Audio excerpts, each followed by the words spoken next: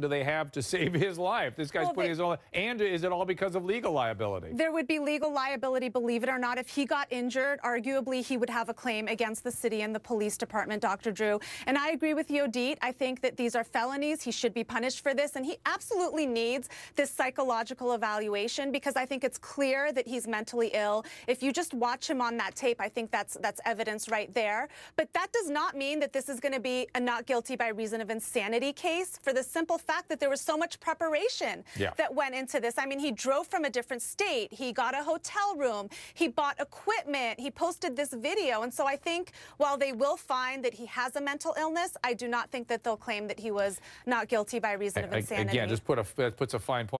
Process was going on and he wanted to jump off the building, we would be treating it very seriously as well. That's right. They still have to treat him a certain way. They can't purposely try to injure him because, like you said, they would then be facing lawsuits. But my question, and maybe Aaron can help shed light on this, is what was going on with Donald Trump's security? I mean, this was his residence. This is where his headquarters was. How in the world did this man even get that close to the building with all this equipment without anyone noticing or stopping him? I'm thinking that this is a pretty scary situation. It just depends on with it. Excellent question. It just depends on where his... Could have been checks and double checks.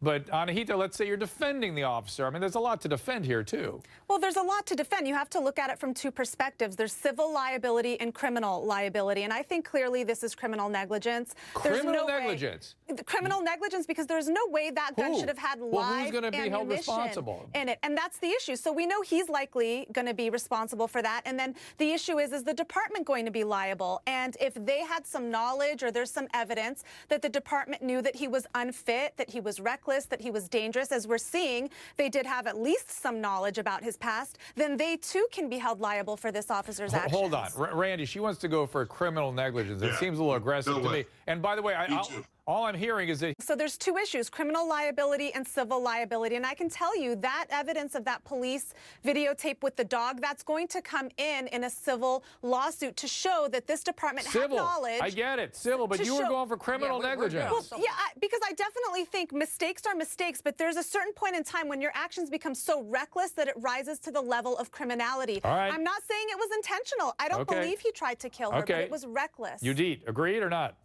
That. I agree with you. I agree that every case turns on its own facts. I get that. But the reality is we can't deny that race and socioeconomic status do play a role in our criminal justice system. And the reality is African Americans are treated harsher than whites when it comes to penalties for similar crimes. We know wealthier people, they can hire better defense attorneys, better experts. They can lodge better defenses. That's just the reality. Now, I'm not saying that's necessarily what happened here, but we can't discount those two factors, Dr. But these are similar. I get it. I get the similar case. I know you've been bloodthirsty today, but even you,